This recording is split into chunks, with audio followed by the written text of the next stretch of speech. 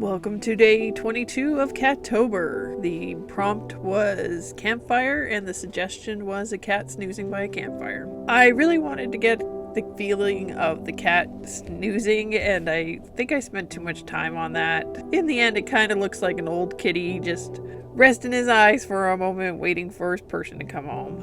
It's not quite what I was going for, but it works. Tomorrow's prompt is mummy. I look forward to your suggestions.